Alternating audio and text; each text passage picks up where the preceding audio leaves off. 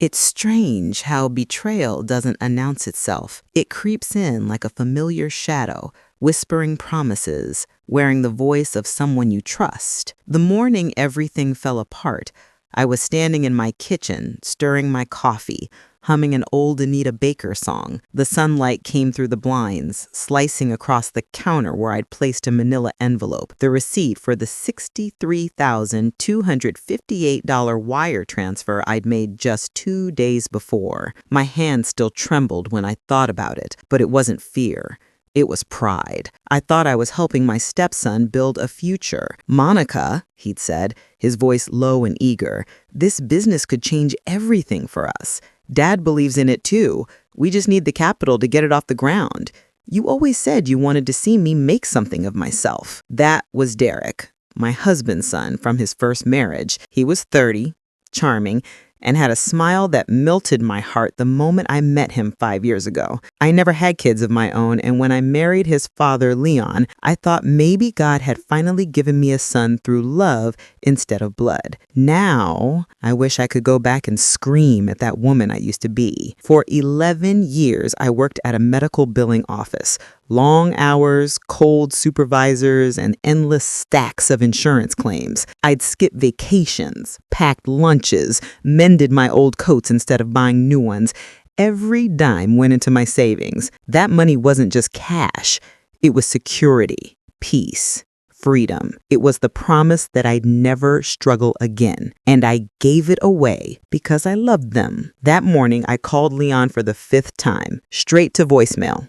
Same with Derek. Their phones had been off for 24 hours now, but still, I refused to believe it.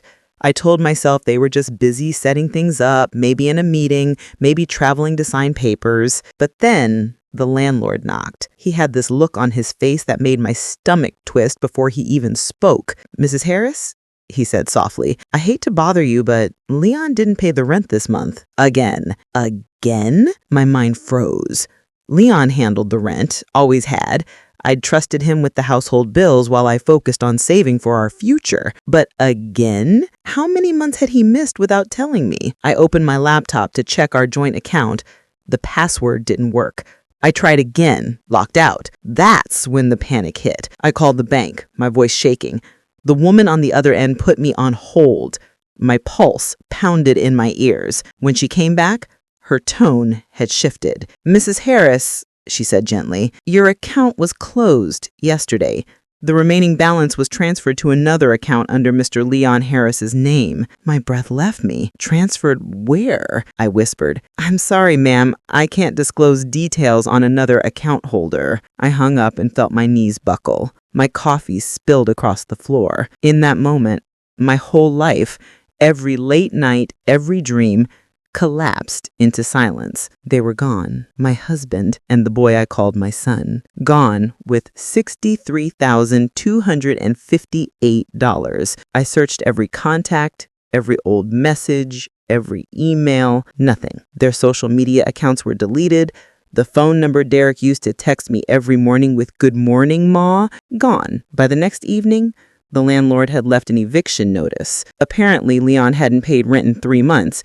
He'd been telling me the lease was renewed. I stared at that paper until my vision blurred, tears burning hot down my face. I walked into the bedroom, expecting to see his old leather jacket on the chair, his watch on the dresser, but the drawers were empty. Even the framed photo of us from our wedding day was gone, just a square of lighter paint where it used to hang. It was like they had erased themselves from my life overnight. For 2 days, I didn't eat. I sat on the floor, wrapped in my blanket, staring at my reflection in the dark TV screen. "Why?" I whispered. "Why would you do this to me?" The quiet answered back. When the movers came to throw my things out, I didn't fight. I packed a single suitcase, the envelope with the wire transfer receipt still inside. That paper was all I had left to remind me that this wasn't just a nightmare. It was real. By the weekend, I was standing outside a downtown shelter in Atlanta, watching the sun sink behind the skyline. My hands were cracked, my heart numb. I'd gone from a woman with a future to one with nowhere to go. But even as the cold wind whipped against my face, a small, stubborn part of me refused to die. I might have lost everything, but I wasn't going to let that be the end of my story. Because if they thought they could vanish and leave me broken, they were wrong. I was Monica Harris, and I was going to find them, even if it took everything I had left. I didn't sleep much that first night in the shelter. The bunks creaked, people whispered in the dark, and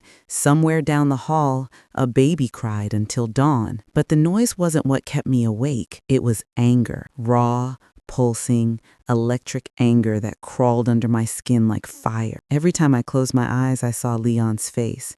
That easy smile, the man who used to rub my shoulders after long workdays and call me his rock. And Derek, my sweet boy who'd once said, "You're more of a mom than my real one ever was." How could they do this? How could they look me in the eye, take my life savings, and walk away without a word? The shelter manager, Miss Ruby, found me sitting at the edge of my bunk that morning, staring at the envelope. "You look like you haven't blinked in hours," she said, her voice gentle but firm. "I can't stop thinking," I whispered. "I don't even know where to start." "Well, start with your strength," she said, folding her arms. "Whatever those men did, don't let them make you forget who you are." Her words hit me deep. I'd always prided myself on being the woman who handled everything.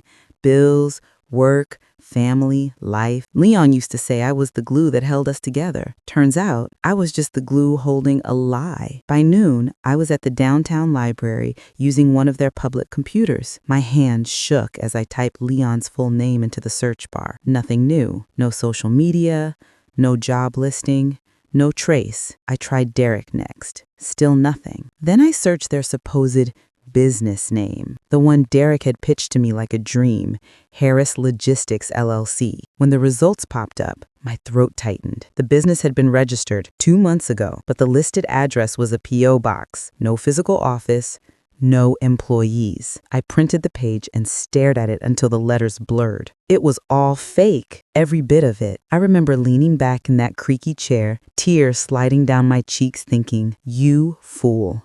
You absolute fool." I left the library and wandered aimlessly through downtown Atlanta. The streets buzzed with life, people laughing, walking fast, clutching coffee cups and phones. Everyone seemed to have a purpose, everyone except me. I sat on a park bench, my suitcase beside me, and whispered, "God, what do I do now?" For a long time, there was no answer, just the wind rustling the leaves overhead. That evening, as I stood in line for dinner back at the shelter, Miss Ruby came by again. "You thinking about work?" "I don't even know where to start," I admitted. "I left my job a year ago. Leon said I didn't have to work anymore once we started our retirement plan." "Well, honey, you gotta rebuild, step by step. But I'll tell you this, anger can be fuel if you burn it right." That night, I pulled out my old phone. The service was cut, but I could still connect to Wi-Fi. I scrolled through old photos, me, Leon, and Derek at the cookout last summer. Derek had his arm around me, smiling like he'd never hurt a soul. I zoomed in on his wrist. He was wearing that gold chain I'd given him for his 30th birthday, the one engraved with, "To my son,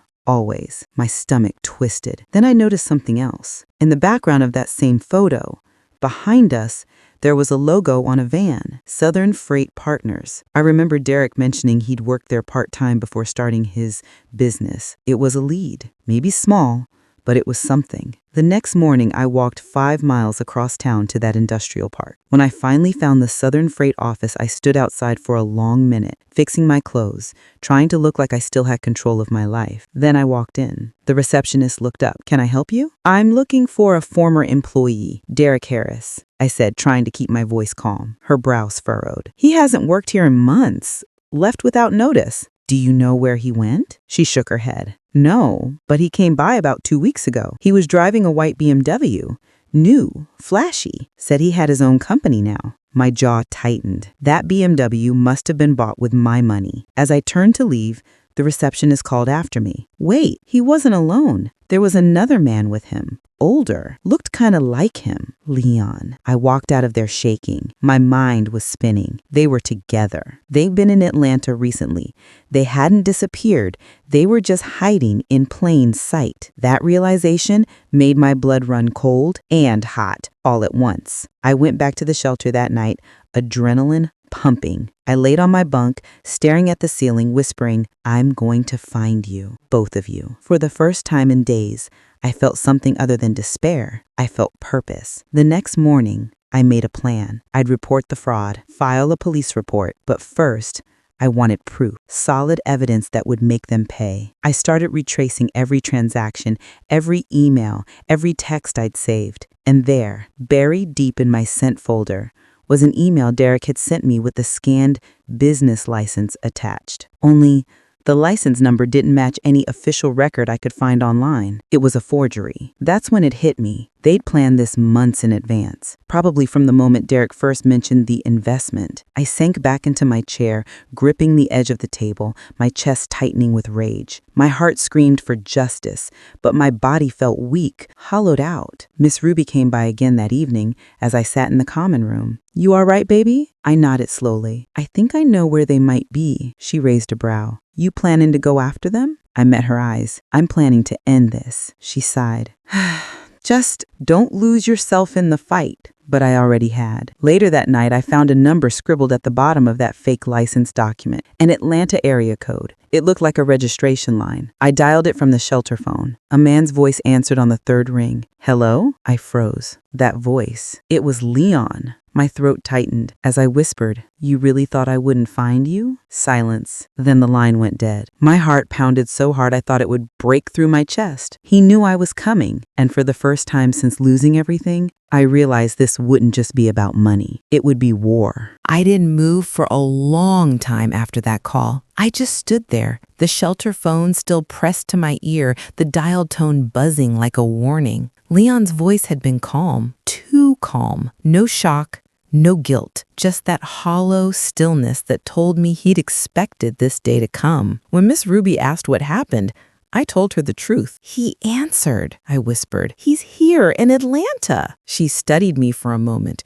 her eyes full of caution. "You need to go to the police, baby. That's fraud, plain and simple." "I will," I said, "but not yet. Because deep down, I didn't just want justice. I wanted understanding. I wanted to look Leon in the eye and ask, why?" That night, I couldn't sleep. I lay awake in that bunk bed, the springs groaning every time I shifted, my mind spinning with images, Leon counting my money, Derek grinning beside him. By morning, I had a plan. I dressed in the same jeans and denim jacket I'd been wearing for a week, tied my hair back, and headed for the police precinct. I filed a report, gave them the transaction records, the fake business registration, and every email. The officer, a young man named Detective Barnes, nodded sympathetically. "Ma'am, it's a solid case, but tracking them down might take time." I clenched my fists. "They're still here. I can feel it." He smiled gently, typing notes. "We'll look into it, but until then, try to keep safe." Safe. What a useless word when you've already been stripped of everything. After I left,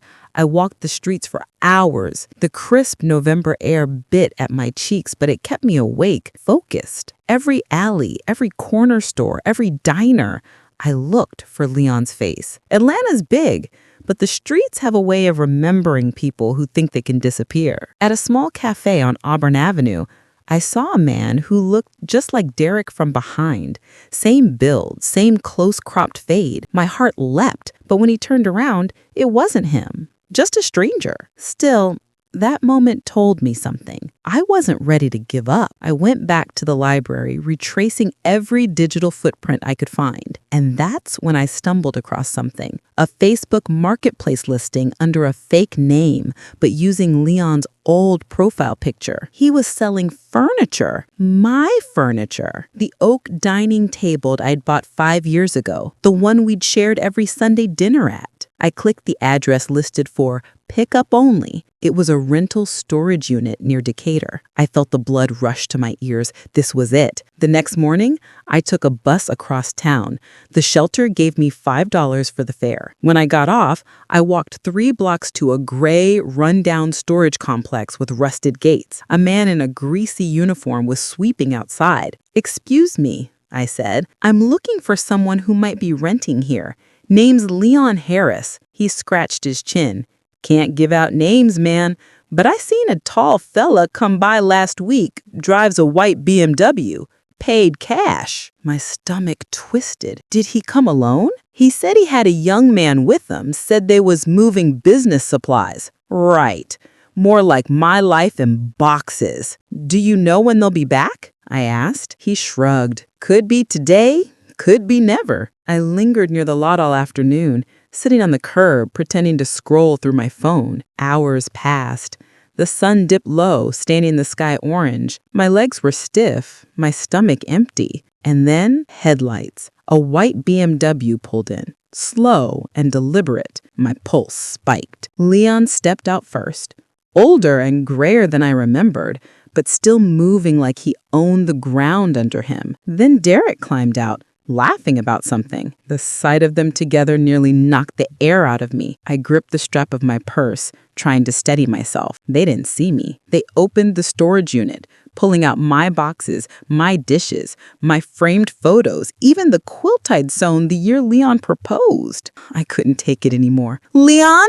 I shouted, stepping out from the shadows. They froze. Derek's eyes whitened. Leon's jaw clenched. "Monica?" he said, his voice low. "What are you doing here?" "What am I doing here?" My voice cracked. "What are you doing with my things, with my money? You stole everything from me." Derek took a step back. "You need to calm down, Ma. Don't you, Mommy?" I snapped, tears burning hot. "I loved you like my own child." Leon's eyes darted toward the gate. "You shouldn't be here." "Why? So I don't see the truth?" I spat. "That you two never planned to build a business. You planned to rob me." He sighed, running a hand down his face. "It wasn't like that." "Then tell me how it was." Leon looked away. "You wouldn't understand." "Try me." For a moment, he looked almost guilty, almost. Then his tone hardened. "We needed the money. Derek got into some trouble. I was trying to help my son." I laughed bitterly. "So you destroy my life to save his?" Derek looked down. "We were gonna pay you back, Ma. Things got complicated." Complicated. That word stabbed deeper than any knife. "I knew you had 11 years to know the kind of woman I am. Did you really think I'd just roll over and disappear?" Leon stepped closer, his expression shifting from guilt to irritation. "You shouldn't be here. What are you going to do? Steal what little I have left?" Suddenly, Derek reached for the car door. "Let's go, Dad." Leon hesitated. For a moment, our eyes locked, his full of cowardice, mine full of fire. Then they jumped into the car. I ran after them, shouting their names as the BMW roared to life. The tires screeched against the pavement, spraying gravel as they sped out of the lot. I stood there, breathless, shaking, watching the taillights disappear into the dark. A security camera blinked above the gate, red light flashing. I looked up, tears streaming down my cheeks. Maybe I hadn't stopped them tonight, but I'd just gotten something even better. Proof. The camera had seen everything. When I finally stopped shaking, I realized I was standing alone in that cold parking lot, clutching my purse like it could hold me together. The BMW was long gone. All that was left was the echo of my own heartbeat and the faint hum of the security camera above me. It blinked red, steady, silent.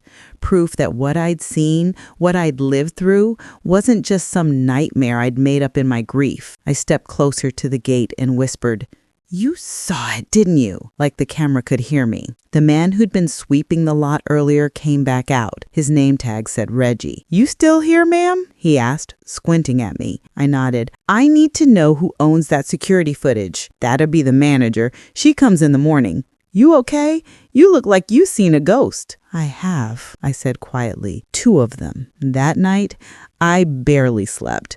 I returned to the shelter, but the bunks felt harder, the air colder. Every time I closed my eyes, I saw Leon's face, that flicker of guilt buried under the weight of his own lies. And Derek, his eyes still called me Ma. That single word broke me in ways I didn't know I could still break. By dawn, I was back at the storage lot. Reggie introduced me to the manager, a middle-aged woman with sharp eyes and a thick Southern accent named Carla. "I need a copy of your security footage from last night," I told her, voice trembling but firm. She crossed her arms. "We don't usually release that to civilians. Company policy." "I understand." I pulled out the police case number Detective Barnes had given me. "But this footage could prove a felony. I just need a copy for the investigation." Her tone softened. "You got a police contact?" "Yes." "Then I'll hold the footage for 48 hours until the officer comes by. Make sure it don't get erased." I let out a shaky breath. "Thank you." That tiny act of kindness made my eyes sting with tears. For the first time in weeks, I felt like someone believed me. After that, I went straight to the precinct. Detective Barnes wasn't in yet, so I sat in the lobby for nearly 2 hours, clutching my folder of evidence like it was oxygen. When he finally came out, I almost cried from relief. "I found them," I said the second he saw me. "Found who?" "Leon and Derek Harris. I confronted them last night at a storage unit they're renting. There's video proof." He raised his brows. "You what?" "I had to see them.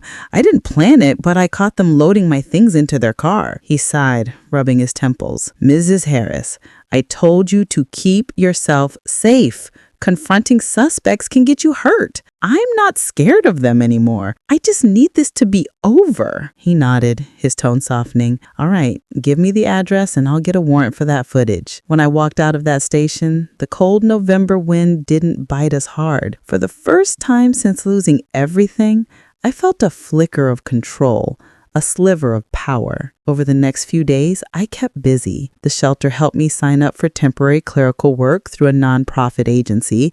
The pay wasn't much, but it was something. I showed up early every morning, filed papers, made coffee runs, answered phones, anything to keep my mind from drifting to what I'd lost. But some nights, it all came crashing back. I'd sit by the window after lights out, staring at the city skyline. The streets glittered like broken glass, sharp, dangerous, and beautiful. I used to look at those lights from my old apartment thinking I was safe behind the glow. Now I understood better. Safety isn't about where you are. It's about who you trust. On the 4th night, my phone rang. It was Detective Barnes. "Mrs. Harris?" he said. "We pulled the footage from the storage facility. You were right. They were both there, and they were moving your property." My heart slammed in my chest.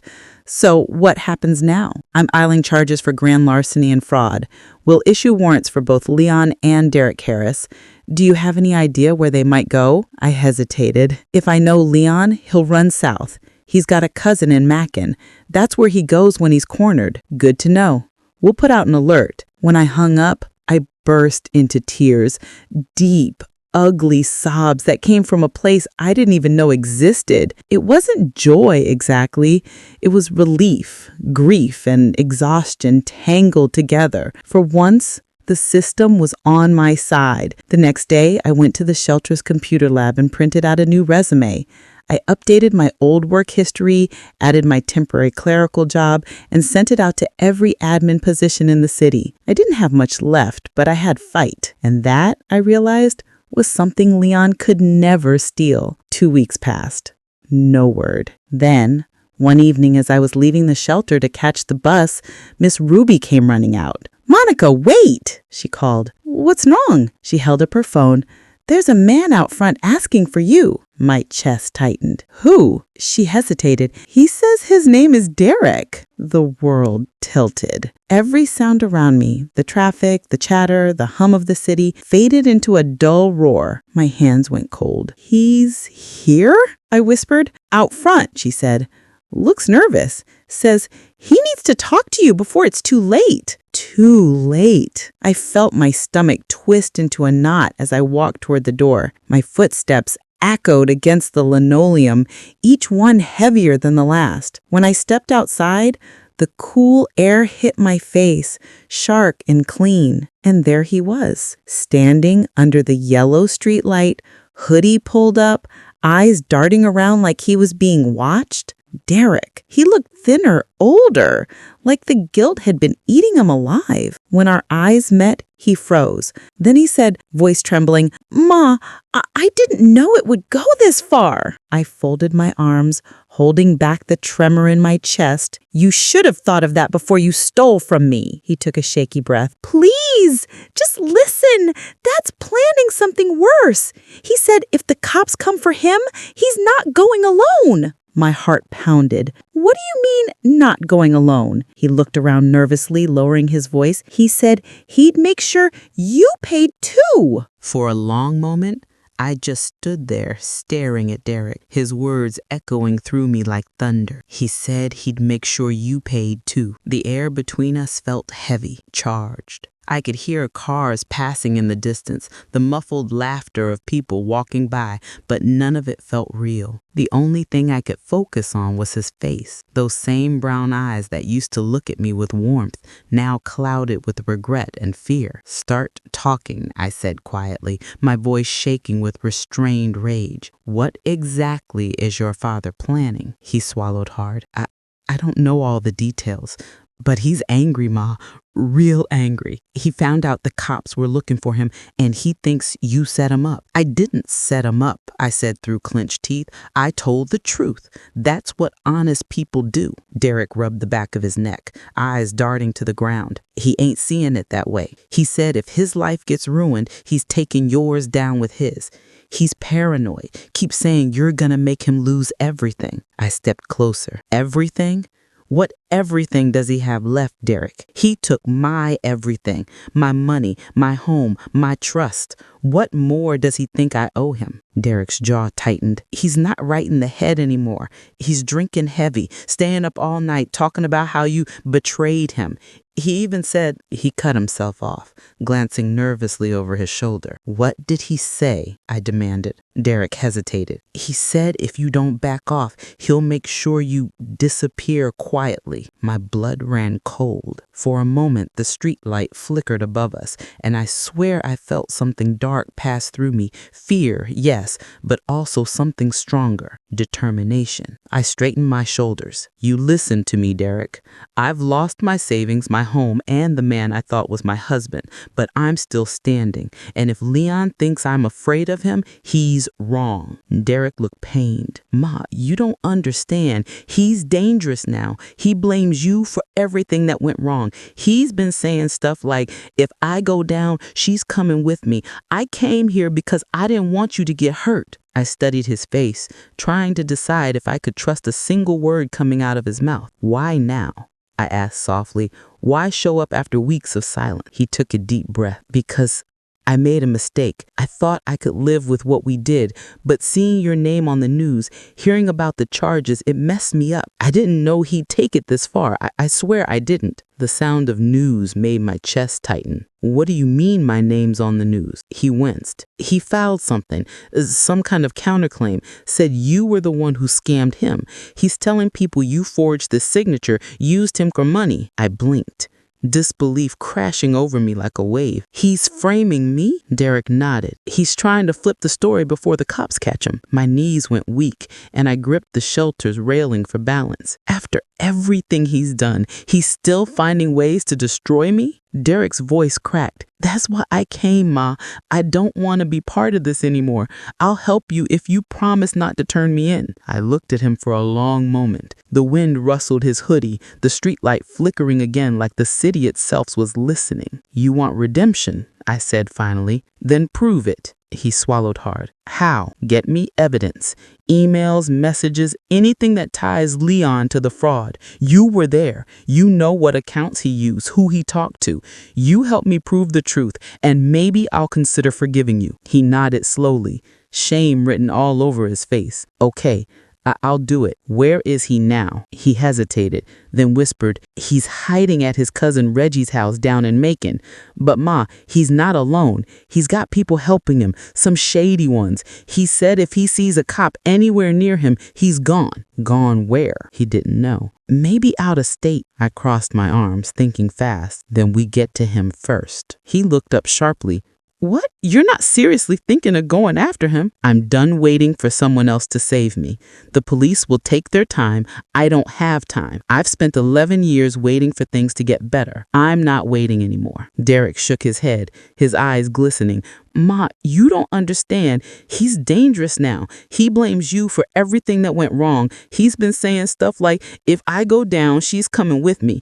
I came here because I didn't want you to get hurt. I cut him off. He won't do anything that the truth won't undo, and you're coming with me. What? You said you wanted to make this right.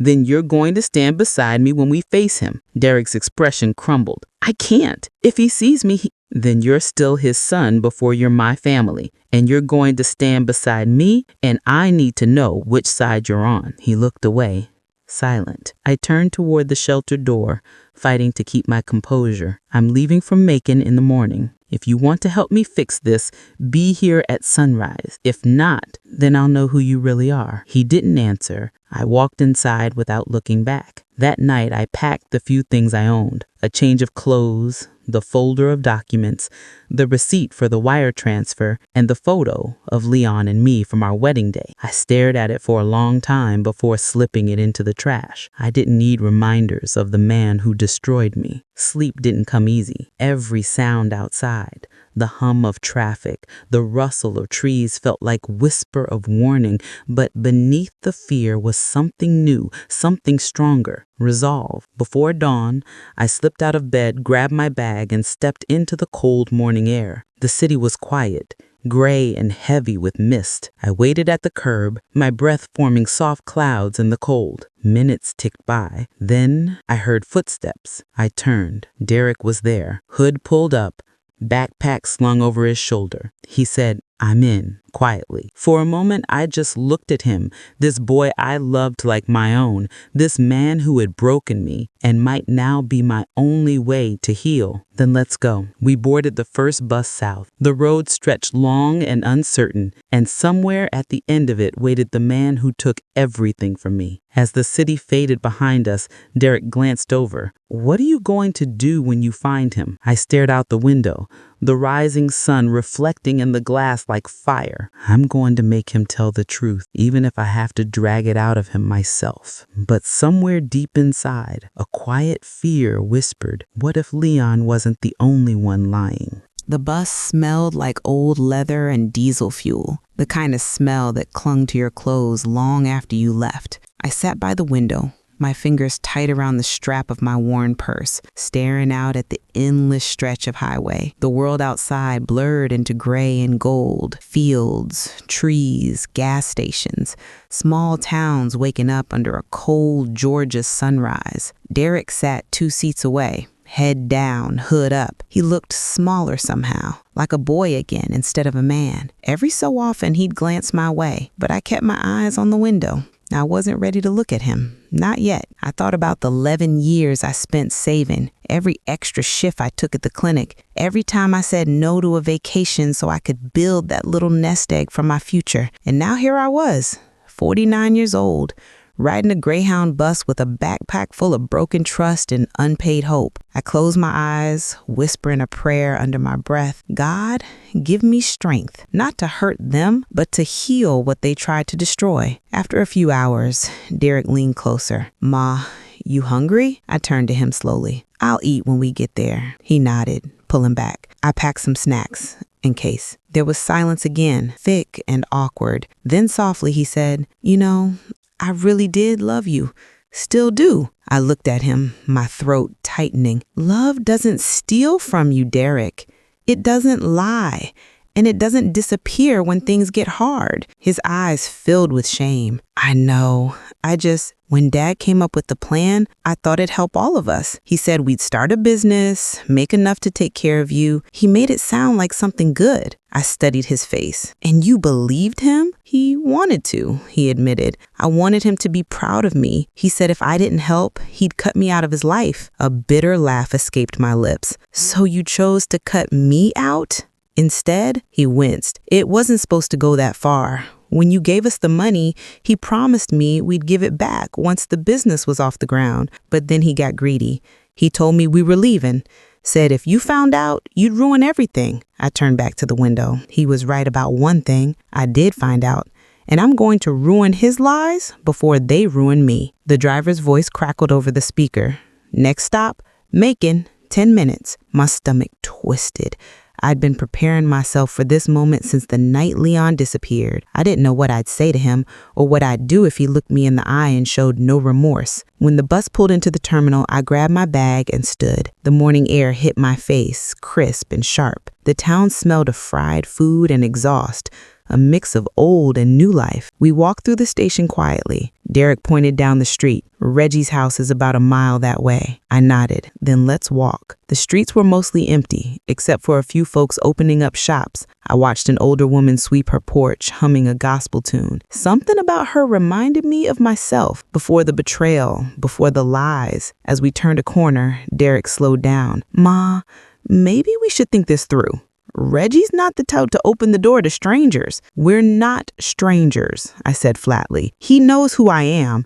He just doesn't know what I'm capable of now. He fell silent. We reached a small house on the edge of a cul-de-sac. Paint peeling, chain link fence leaning, 2 cars in the yard that looked like they hadn't run in years. The curtains were drawn tight. Derek's hands trembled. He's in there. I took a deep breath, my heart pounding so hard I could hear it in my ears. Then it's time. Before I could knock, a voice behind us called out, "Y'all lost?" I turned to see a man standing by the porch next door. Tall, heavy-set, arms crossed. He looked us up and down with suspicion. "No, sir," I said calmly. "Just visiting someone." He smirked. "Reggie don't take visitors, especially ones who look nervous. Then he'll make an exception today," I said, stepping toward the gate. "Ma," whispered Derek, tugging my sleeve. "Please, let me go first." I hesitated, then nodded. He walked ahead, pushed the gate open with a creak, and knocked softly on the door. A minute later, the curtain shifted. Then the door cracked open. Reggie's face appeared. Older, rough around the edges, eyes red shot from too many late nights. "What the hell you doing here, boy?" he barked. "I need to see my dad," Derek said quietly. Reggie narrowed his eyes. "Ain't no one here by that name." "Please, Derek," Derek said. "I know he's inside." For a second, no one spoke. Then Reggie's gaze flicked to me. His expression hardened. "You brought her here?" My pulse quickened. "Tell Leon I'm not leaving until I see him." Reggie shook his head. "You need to turn around, lady. You don't know what kind of trouble you're walking into." "I've lived through worse," I said, holding my ground. "Now either let me talk to him or I'll bring every cop in Macon to your doorstep." Reggie scowled. "You think that scares us?" Derek stepped forward. "Reggie, please, let me fix this." Reggie hesitated, then muttered something under his breath and opened the door wider. "Fine, but y'all got 5 minutes. After that, y'all better be gone." We stepped inside. The house smelt like smoke and stale liquor. The blinds were drawn, letting in just enough light to see the mess. Bottles, clothes, and papers scattered everywhere. And then I saw him, Leon, sitting on the couch, unshaven, eyes cold and hollow. He looked nothing like the man I'd once loved. He looked like a ghost wearing his skin. "Well," he said slowly, his voice slurred but sharp, "look who finally crawled out the gutter." Every nerve in my body stilled still. "I came for the truth," I said. He smirked. "The truth? You wouldn't know it if it slapped you in the face." Derek flinched. "Dad." "Shut up," Leon snapped. "You brought her here, didn't you? You betrayed your own father." Derek's face went pale. "I'm trying to fix what we did." Leon leaned back, laughing, a cruel, hollow sound that made my stomach twist. "You think you can fix this? You think I'm just gonna hand it all back?" I stepped closer. voice trembling but fierce. "You're going to do more than that, Leon. You're going to admit what you did to me, to the police, to everyone. Because I'm done letting you control the story." He rose slowly, his full height shadowing the room. "You got no idea what story you're walking into, Monica. You think I'm the villain? You think you're the victim?" His eyes burned into mine, and something in his tone sent a chill down my spine. "What are you talking about?" I asked. He smirked cruelly. "You should have checked your own accounts before accusing me. Maybe you'll find out who's really stealing from you." My breath caught. "What?" Leon chuckled darkly. "Ask your boy there." I turned to Derek. His face had gone pale as paper. "Derek?" I whispered, my heart cracking open. "What is he talking about?" He didn't answer. Leon's grin widened.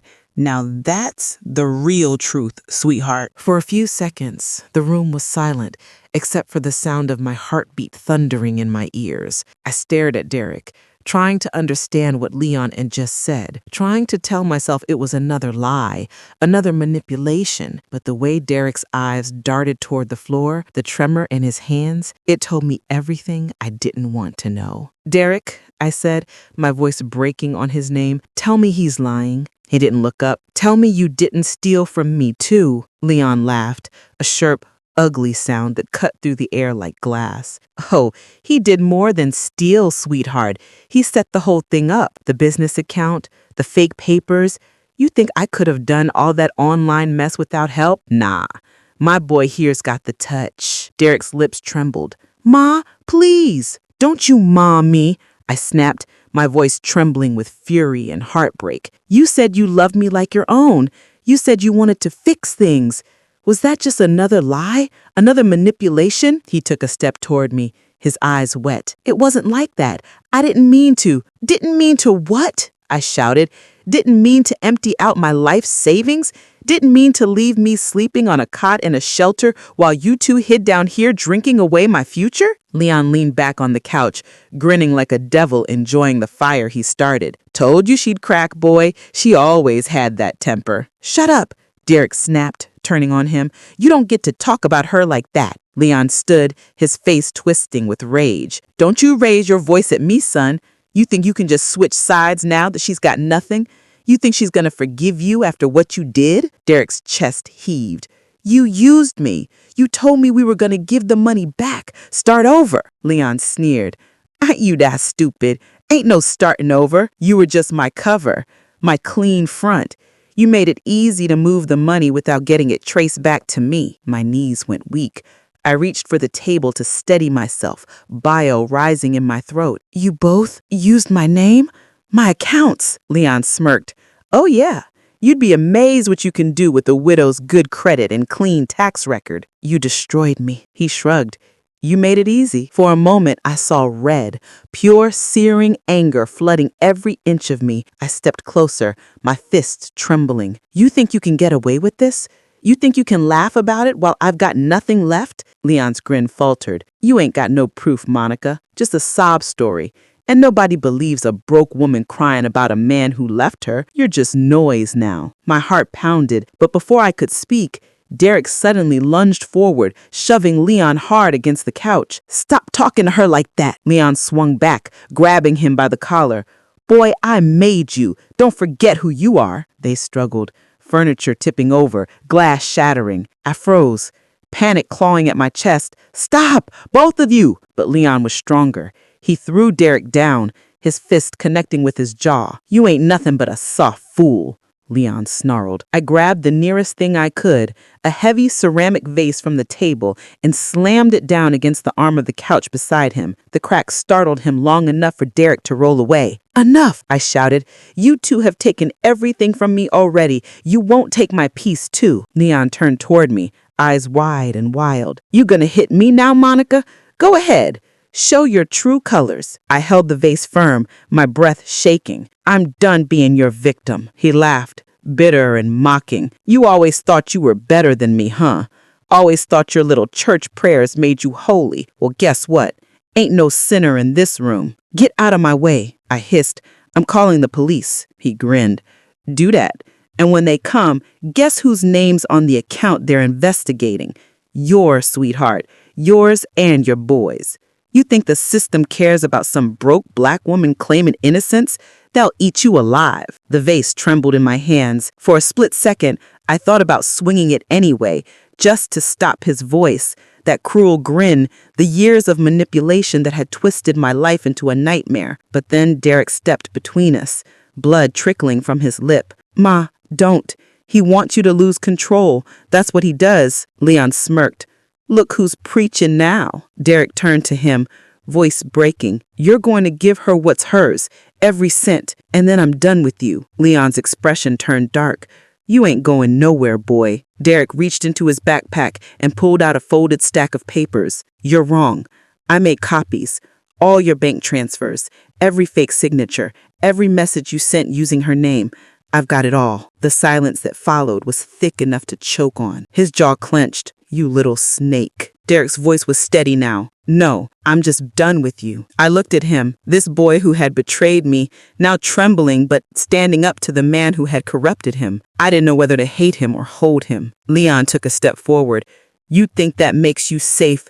You think you can outplay me. But before he could reach Derek, Reggie burst back into the room. What the hell's going on here? Leon turned on him. Stay out of it. Reggie raised his hands. Y'all better cool down. Neighbor across the street just called, said she heard shouting. The cops are coming. Leon's eyes darted toward the back door. Leon! I shouted. He bolted. Before I could react, he was out the door, sprinting through the backyard like a man being chased by his own guilt. Stop him! I cried, rushing after him. But Derek grabbed my arm. Ma, no, let him run. The cops will handle it now. I froze at the doorway, watching Leon disappear into the tree line. My whole body shook from anger, grief, exhaustion. The sirens wailed in the distance, growing louder. Reggie muttered under his breath, Y'all just brought hell to my doorstep. I turned to Derek. You better pray those files are real, Derek, because if you're lying to me again, I swear I'll never forgive you. He looked at me with tears in his eyes. They're real, Ma. I promise. I kept them because I knew he'd turn on us someday. The sirens grew closer, their echo bouncing off the walls of that broken house. And as blue lights flashed across the windows, one thought pounded in my mind. Even if Leon was caught, nothing would ever make me who I was before that betrayal. The red and blue lights washed over the walls like waves of chaos and shame. The sound of boots on the porch, radios crackling, voices commanding everyone to step outside with their hands visible. For a moment, I just stood there, frozen, watching as the life I'd been running from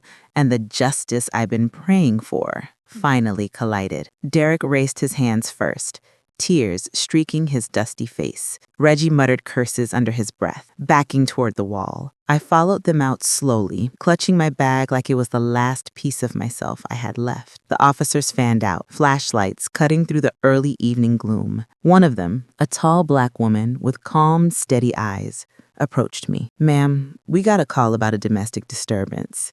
You want to tell me what's going on here? My voice trembled. The man who did this, he ran. His name's Leon Walker. He stole $63,258 from me. My stepson and I tracked him here. She frowned, glancing between me and Derek. Your stepson? I nodded. Yes, he was part of it, but he's trying to make it right now. Her gaze hardened slightly. I see. And you have proof of this theft. Derek stepped forward, pulling a small flash drive from his backpack. His hand shook as he handed it over. Everything's on here.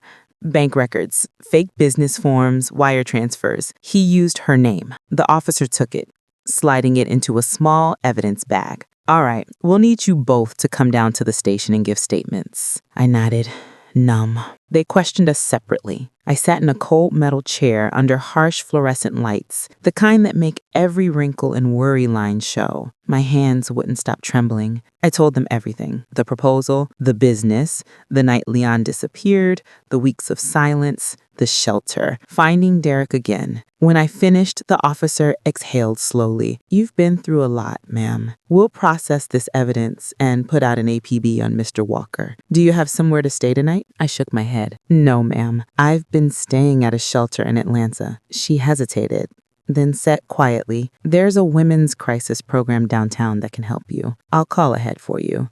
They've got temporary housing, counseling, even job placement. Her kindness hit me harder than I expected. Tears burned my eyes. "Thank you," I whispered. They released us just before dawn. Derek and I sat outside on the station steps, the air thick with humidity and regret. The street lights flickered as the first pale glow of morning stretched across the horizon. Derek stared at his hands. "I know you don't trust me, and you shouldn't, but I swear I'm done lying. I just want to make it right." I watched him, torn between anger and something deeper, something that felt like grief. "You can't make it right, Derek. You can only make it count." He looked up. "What do you mean?" "I mean use what you did as proof that you can be better. Don't talk about guilt. Prove it. Live different. You owe me that much." He nodded, eyes wet. "I will." We sat in silence for a long while. The world around us began to wake. The hum of traffic, the sound of a bus braking nearby, the smell of coffee drifting from a corner shop. For a second,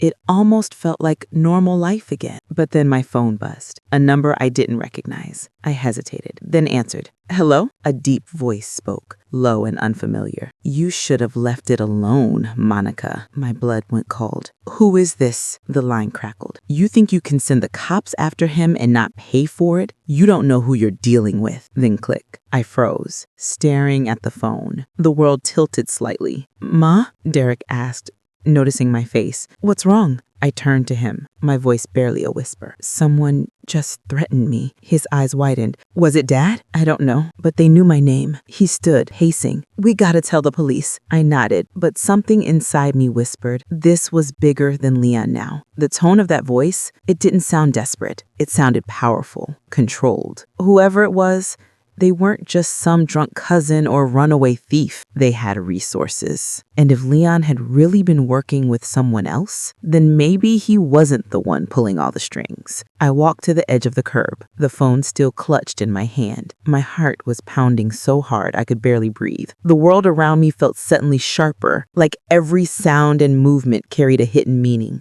Derek came up beside me. "Ma, what if this is another setup?" I stared at the flash drive in his hand. The wind picked up, carrying the faint scent of rain. Or what if it's the truth Leon didn't want me to find? He looked at me, fear and guilt twisting in his eyes. "You really gonna plug that in?" I nodded slowly. "I've spent too long letting fear control me. Whatever's on it, I need to see it." We turned toward the police station doors, but before I could take another step, my phone buzzed again. A text message from an unknown number. "Plug it in and you'll never see him again." My stomach dropped. "Oh God." Derek's voice cracked. "They mean Dad?" But deep down, I knew that wasn't who they meant. The timing, the threat, it was personal. I looked at him, my throat tight. "No, Derek, they mean you." I didn't sleep that night. Not after the text. Not after watching that black sedan vanish into the fog like a ghost I couldn't chase. The flash drive sat on the cheap motel table between me and Derek, glinting faintly under the yellow light. The label, "For Your Eyes Only," felt like a dare, like someone was watching us right now, waiting to see what I'd do next. Derek paced by the window, pulling back the curtain every few seconds. "We shouldn't even be here," he muttered. "If they know where to find you, they know where to find me." I didn't look up. "You can leave if you want." He stopped pacing. "You serious?" "Completely." I finally met his eyes. "You've done enough damage, Derek. Maybe this is where you walk away before you get hurt." He shook his head slowly. "You really think I could live with that? After what I did to you?" I sighed. "What's done is done. I just need the truth now, all of it." He pulled up a chair, sitting across from me. "Then let's find it." I reached for my old laptop, the one thing I'd managed to keep when I lost the apartment. Its edges were cracked, the keys worn smooth from years of spreadsheets and late nights. I plugged in the flash drive. For a long moment, nothing happened. Then a single folder appeared. "Do not trust anyone." My pulse kicked. I opened it. Inside were 3 files: vid001.mp4, banktransfers.pdf, and letter to man Savannah.md. Derek leaned closer. Play the video. I double-clicked it. The screen flickered and Leon's face filled it. Older, more tired than I remembered. He was sitting in a dimly lit room, somewhere unfamiliar. A bottle sat half empty beside him. His eyes darted off camera as if he were expecting someone to burst in at any moment. Monica, if you're watching this, it means I couldn't fix it. My throat closed. He continued, I didn't want you to get dragged into this. I swear I didn't. It started as a deal. Easy money, they said. I was supposed to move some funds, make it look like a business investment. But then they wanted more. Your savings, Derek's name, my access. I tried to back out, but it was too late. They threatened to kill us both if I didn't cooperate. Derek's jaw tightened. Who's they? Leon looked around nervously in the video, lowering his voice. The man's name is Vargas. He runs a shell network out of Miami. Money laundering, fake investments, offshore accounts. I thought I could outsmart him, take the money and disappear. But Vargas doesn't forgive. He rubbed his face, shaking his head. I messed up, Monica. I thought I could make it right before you found out. I never meant to hurt you. God help me, I didn't. The screen went black for a moment. Then came one final line of text. If anything happens to me, trust the girl in Savannah. She knows the rest. I stared at the words until my eyes blurred. The girl in Savannah? Who is she? Derek leaned back, breathing hard. Vargas. I've heard that name. Dad mentioned him once, said he used to run logistics for some company down south. He wasn't supposed to say more. I opened the second file, banktransfers.pdf, and scrolled through pages of data, offshore accounts, names, codes. One of the transfers led directly to a company registered under a woman's name, E. Vargas. Elena Vargas. I murmured, maybe that's the girl. Derek frowned. Or her daughter. Either way, it was a lead. I clicked open the final file. Letter to Mon.md. It wasn't long, just a few lines written in Leon's shaky handwriting. Monica, you were the only good thing I ever had that wasn't built on a lie. I used to tell myself I stole for survival. Truth is, I was just scared to be poor again. If you ever find this, don't come looking for me. Vargas doesn't leave loose ends. Forgive me, if you can. L. The silence in the room after that felt like the air had been vacuumed out. Derek ran his hands through his hair. So he's alive. Somewhere. Or he was. My voice cracked. That video looked old. Weeks, maybe months. We sat there, the weight of it pressing down on us both. Then Derek said quietly, so what do we do now? I closed the laptop. We go to Savannah. He blinked. You can't be serious. Completely. I am. He said the girl knows the rest. If she's connected to Vargas, she might be our only chance to stop this or to survive it. He shook his head.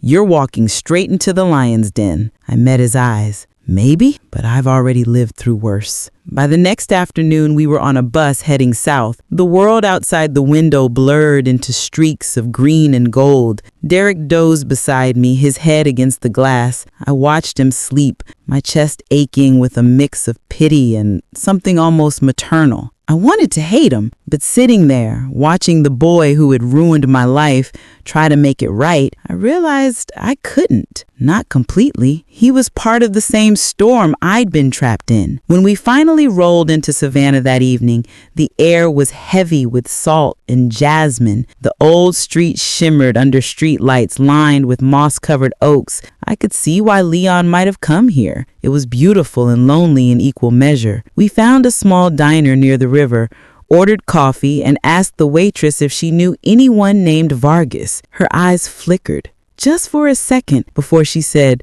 "Can't say I do." But I saw the lie in her face. As we left, I noticed a black motorcycle parked across the street. The rider's helmet visor reflected the neon sign of the diner, and though I couldn't see his face, I felt his gaze, watching. Derek noticed too. "Ma," I murmured, "keep walking." We turned down a narrow alley toward the motel we'd booked, but the sound of the engine followed us. Slow, steady, deliberate. Then a voice echoed from behind. "Mrs. Harris." We froze. The rider cut the engine and stepped off the bike, removing his helmet. He was young, maybe 35, sharp eyes, calm posture, too calm. "You shouldn't have come here," he said. "Elena's been expecting you." My heart slammed against my ribs. "Who are you?" He smiled faintly. "Someone who owes your husband a debt." Derek moved in front of me. "Where is he?" His eyes softened, almost pitying. "That's what I was sent to show you." He reached into his jacket and pulled out a folded piece of paper. He handed it to me carefully. My hand shook as I opened it. It was a photograph. Leon, lying on a concrete floor, eyes closed, blood near his temple. Derek gasped. "No." The man nodded. "Vargas doesn't forgive, Mrs. Harris, but he does finish things." Then he stepped back, helmet in hand. "Elena will contact you soon. Until then, don't trust anyone, especially not him." He nodded toward Derek. Before I could speak, he mounted his bike and disappeared into the night. The alley fell silent again. I turned to Derek. What did he mean by that? But Derek didn't answer. He just stared down at the photo, his hands trembling, his face pale, as if he already knew something I didn't. The photograph trembled in my hands, the corners creasing under my grip. Leon's face, lifeless, pale, broken, stared up at me like a ghost frozen in time. For 11 years, I'd loved a man who taught me how to dream again, and now I was holding the image of his death. The alley around us felt like it was closing in. Derek was still staring at the picture, silent, his jaw clenched so tight I thought his teeth might crack. "Talk to me," I whispered. "What did that man mean, Derek?" He looked up slowly, eyes bloodshot. "I don't know." "You're lying." He flinched. "Don't you dare start lying to me again," I said, stepping closer. "You've already stolen my money, my trust, and now I find out Leon's dead, and that man warns me not to trust you? What's going on?" Derek dropped his gaze. His voice was small. "Dad didn't die because of Vargas, Ma." My chest tightened. "Then who?" He hesitated. "Because of me." For a second, I couldn't breathe. The sound of the city, traffic, voices, sirens, all faded until there was just the faint buzz of my own pulse in my ears. "You'd better start explaining," I whispered. He rubbed his forehead, pacing. "After we ran off with your money, Dad got scared, said Vargas was coming after us. I thought he was exaggerating. I told him I'd handle it. I thought I could talk to Vargas, make a deal." He looked at me then, eyes glistening. "But I didn't know Vargas had people watching us. They caught Dad before I even got there." My stomach turned. "So he died because you tried to play with devils." Derek's voice broke. "I didn't mean for any of it to happen. I was just trying to fix it." I stared at him, feeling a strange, cold stillness spread through me. "You can't fix this." I turned away, walking toward the street. My hands were shaking, but my voice was steady. If that man was telling the truth, someone named Elena Vargas wants to see me. I'm going to find her. Derek grabbed my arm.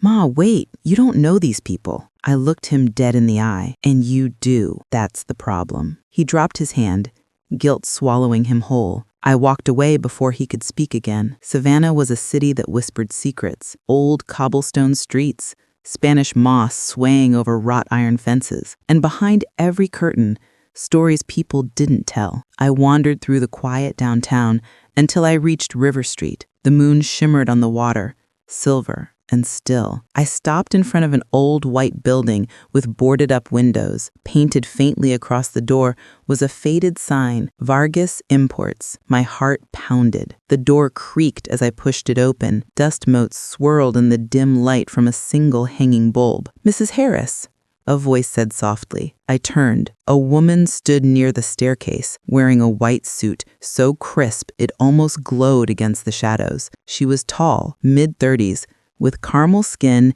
and sleek black hair pulled into a bun. Her eyes, sharp, intelligent, unreadable, studied me. "Elena Vargas?" I asked. She smiled faintly. "You came faster than I expected." "I didn't come here to play games," I said. "I came for the truth. Leon Harris, my husband, is he dead?" She tilted her head, walking closer. "That depends on what you mean by dead." My pulse quickened. "What does that mean?" She stopped a few feet away. "Your husband made choices. Some good, some very bad. When he stole from my father's accounts, he crossed a line that couldn't be uncrossed." "Your father?" She nodded. "Miguel Vargas." I swallowed hard. "The man who killed him?" Elena's expression didn't change, My father doesn't kill. Others do it for him. But in this case, he didn't need to. She turned toward an old desk in the corner and picked up a file folder. Leon came to me months ago. He wanted protection, said he'd testify against Vargas if I helped him disappear. I agreed. On one condition. What condition? She opened the folder and pulled out a printed email. My name in the subject line. He had to bring you in. I blinked. Me? Yes. Your bank records, your clean background. It was all part of a laundering trail he needed. He was supposed to hand you over to our network to keep you safe, but he ran instead. My throat tightened. So he was using me, even at the end. Alina's expression softened just slightly, not entirely. He was trying to protect you from my father. He thought he could run far enough. I felt tears rising, hot and bitter. And what about Derek? Her face darkened. The boy? He's reckless. He sold information to one of Vargas's competitors. That's why your husband died, not because of loyalty, but because of betrayal. I staggered back. So that's what the man meant when he said not to trust him. Alina nodded. He's still in contact with Vargas's men. He brought you here to trade your life for his safety. My stomach dropped. I stumbled back, clutching the phone. My mind replayed every moment. How Derek insisted we took the bus. How he guided me through the streets. How he kept checking his phone. Where is he now? I whispered. Alina's eyes flicked toward the window. If I had to guess, watching you. I turned, scanning the street outside through the cracked blinds.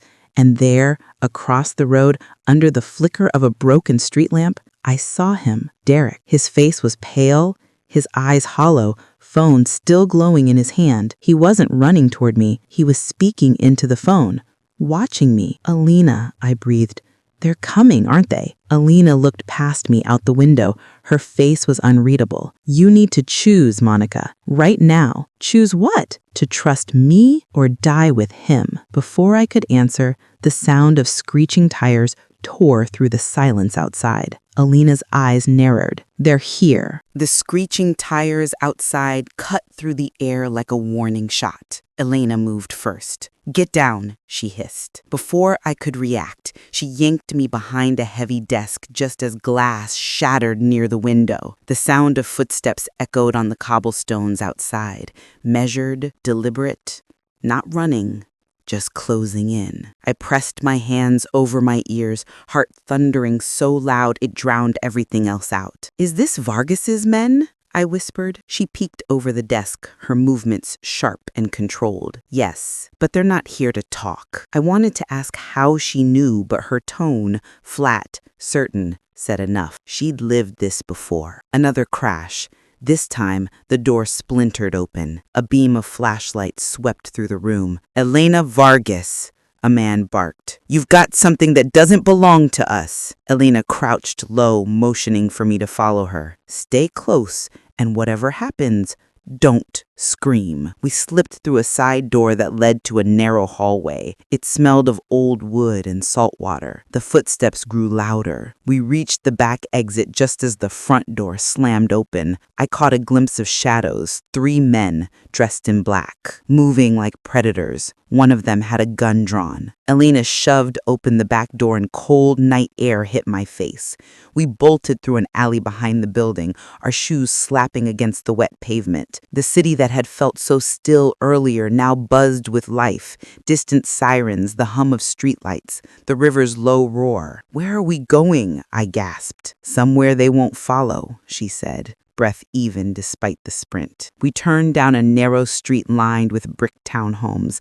My chest burned, my legs screamed, but adrenaline kept me moving. Behind us, I heard one of the men shout, "They're headed toward the square!" Elena grabbed my hand and pulled me into an old garden behind a church. Spanish moss draped the branches like a curtain, and the moonlight spilled in silver streaks through the leaves. She pushed me behind a stone wall. "Quiet," she whispered. We waited, holding our breath as footsteps passed just yards away. One of the men paused. My pulse stopped. Then he moved on. For a long time, we stayed silent. Finally, Elena exhaled. They're gone. I sank against the wall, trembling. This is insane. I didn't ask for any of this. I just wanted my life back. Elena looked at me with something close to pity. You don't get your old life back after someone like Vargas takes notice of you. I met her gaze. So what now? Do I just keep running forever? She sat down beside me, pulling a small device from her pocket. No, we finish what Leon started. She plugged the device into her phone and opened a set of encrypted files, streams of numbers, bank accounts, offshore routes. It looked like another language. These are the accounts your husband helped set up. Vargas uses them to wash money through shell companies.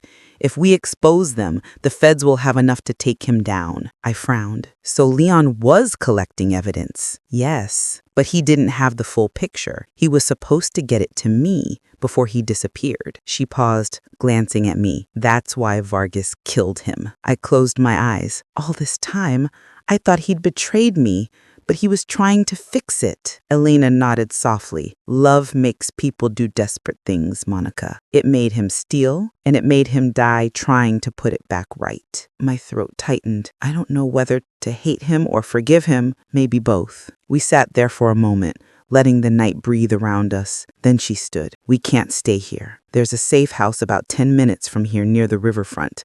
We'll lay low, send this data to my contact at the bureau. I rose, legs shaking but steady enough. And Derek? Elena's face darkened. He'll come looking for you. You're his only leverage now. As we stepped out of the garden, the streets were nearly empty. Fog rolled in off the water, wrapping Savannah in a soft gray haze. We reached the safe house, a small, nondescript townhouse with peeling paint. Inside, the air smelled faintly of coffee and old books. Elena locked the door behind us, then drew the blinds. You should rest. We'll move again at dawn. But I couldn't sleep. I sat at the table, staring at the cracked photo of Leon I'd kept folded in my jacket pocket. His eyes looked kind, the way they did before the lies began. Somewhere inside, I wanted to believe he'd meant to come home, that maybe the man I loved hadn't died a criminal, but a father trying to protect his son. At some point, I must have drifted off because I woke to the sound of Elena's voice. She was on the phone, whispering, "Yes, she's with me. I have the files." "No, she doesn't know yet." Her tone was clipped, cold. "Doesn't know what?" I said softly. She froze, then turned slowly, phone still in her hand. "You should be asleep." I stood, heart pounding. "Who were you talking to?" Her jaw tightened. "Someone who can help." "Who?" She hesitated. "Vargas." I felt the air leave my lungs. "You said you were against him." "I was. But things change. The Bureau turned their back on me. Vargas offered protection." "You're selling me out?" I whispered. Her voice softened, almost regretful. "He only wants the files. He doesn't care about you." "Then why lock the door?" Her silence said everything. I took a step back, but she held up her hands. "Monica, please, don't make this harder. I told him I'd keep you safe. That's true, but safe doesn't mean free." I shook my head slowly, backing toward the window. I should have known better than to trust anyone connected to Leon's world. Elena sighed. "It's not personal. It's always personal," I whispered. Before she could move, I grabbed the flash drive from the table and bolted for the window. Glass shattered as I pushed it open and climbed onto the fire escape. Elena shouted my name, but I was already halfway down. The night air slapped against my face as I hit the ground running, clutching the flash drive to my chest. The streets blurred around me, fog, light, shadow, all melting into one long breath of panic. Somewhere behind me I heard footsteps, not just one pair, several. Then a voice echoed through the fog, calm and cold. "Monica, stop running. You have something that belongs to me." I froze. Vargas, the real man behind it all, and he was here. The fog felt heavier now, thick like breath held too long. I couldn't see more than a few feet ahead, but I could hear him. Vargas. His voice calm, steady, sure of himself. "Monica," he said again, footsteps slow, deliberate. "You have no idea what you're holding." My pulse thundered. I gripped the flash drive in my fist so tight it dug into my skin. I turned and ran. My shoes slapped against wet pavement, heart hammering against my ribs. The alley seemed endless. The fog swallowing every sound except my breath. "Stop running," his voice floated closer. "Leon didn't run. That's why I let him die easy." I froze. His words sliced through me. I turned slowly, the mist parting just enough for me to see him. Tall, late 50s, dark suit, silver hair slicked back, face too calm for a man who dealt in death. His eyes, black and empty, studied me like I was nothing more than another transaction. "You killed him," I said, voice shaking. He tilted his head. "He stole from me, and he lied, but he died like a man, trying to save you." I felt something shift inside me then. Grief, rage, exhaustion, all folding into one clear, burning focus. "You don't get to say his name." He smiled faintly. "You think this is about justice? No. It's business. Give me the drive and I'll make sure you live to see tomorrow." I took a step back. "You think I'm stupid enough to believe that? Smart enough to survive? You're not like your husband. You know when you've lost." I glanced behind me. An open street led toward the river. If I could just get to the docks, maybe. Then headlights cut through the fog. 2 black SUVs blocked the street ahead. Men stepped out, guns glinting under the street lamps. I was surrounded. Vargas extended his hand. "Come now, Mrs. Harris. No one needs to get hurt." My mind raced. I thought about Leon's letters, the video, the years I'd spent building a life out of scraps. I thought about Derek, the boy who betrayed me, who might still be out there, hiding behind the same lies that had destroyed us. And I realized something. I had nothing left to lose, but everything left to prove. So I lifted my chin. "You want this drive? Then come take it." Vargas sighed, almost amused. "Don't be foolish." But he didn't know me. Not really. I bolted toward the river. Bullets cracked through the air. I hit the ground rolling behind a parked car, heart hammering. One shot grazed my shoulder. It burned like fire, but I kept moving. I could hear shouts behind me, the thud of boots on pavement. Ahead, the docks loomed through the fog. Massive cargo containers stacked like tombstones, the water beyond dark and endless. I ducked behind one, clutching the flash drive to my chest. I pulled out my phone, shaking fingers, dialing the number Detective Barnes had given me weeks ago. He answered on the second ring. "Barnes?" I said. "It's Monica Harris.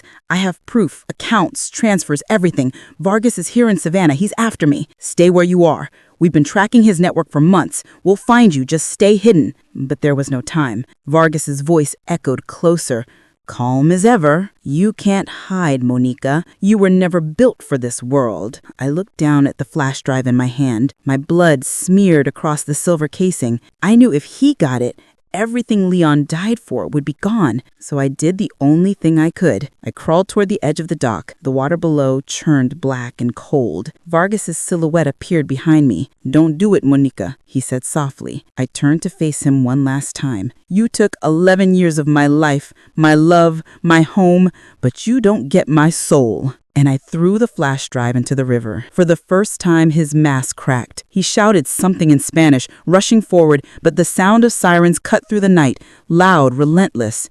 Blue and red lights flared through the fog. "Police! Drop your weapons!" Gunfire exploded. I hit the ground, covering my head. The air filled with shouting, running, chaos. Vargas's men scattered. When it was over, Detective Barnes was standing over me, hand outstretched. "Ma'am, are you hurt?" "I'm fine," I whispered. "He's gone?" He nodded. "We got him. Vargas is in custody." The relief that hit me was so heavy I almost collapsed. For the first time in years, I felt air fill my lungs without fear attached to it. They took my statement, bandaged my shoulder, and drove me to a quiet hospital by the river. As I sat there, watching the dawn light seep through the window, I finally let the tears come. Leon's face flashed in my mind, the way he used to hum while cooking, the way he'd call me sunshine on the hard days. For all his sins, he loved me in his broken way. Maybe that was enough to forgive him. Later, Detective Barnes came in with a small plastic bag. Inside was a damp flash drive. "Divers pulled it from the river. You threw it just in time. It's evidence now. I laughed softly through my tears. Guess I didn't lose everything after all. He smiled. You saved a lot of people tonight, Mrs. Harris. When he left, I sat there alone, staring out at the water. The sun was rising, soft orange and gold spilling across the horizon. It looked like hope. Maybe I didn't have money anymore or a home, but I had something stronger. My name, my truth, and the strength to start over. I thought about Derek, where he might be, what choices he'd make now. I prayed he'd learn what Leon never could, that love without honesty is just another kind of prison. I stood, took a deep breath, and whispered to the empty room, I forgive you, Leon, and I forgive myself too. And then I smiled through the ache, because I knew something else. This story wasn't ending here. It was just the start of the woman I was always meant to become. And if anyone out there was watching, some woman sitting in her car crying over a betrayal she didn't deserve, I wanted her to know she wasn't alone. So I said softly, from the deepest part of me,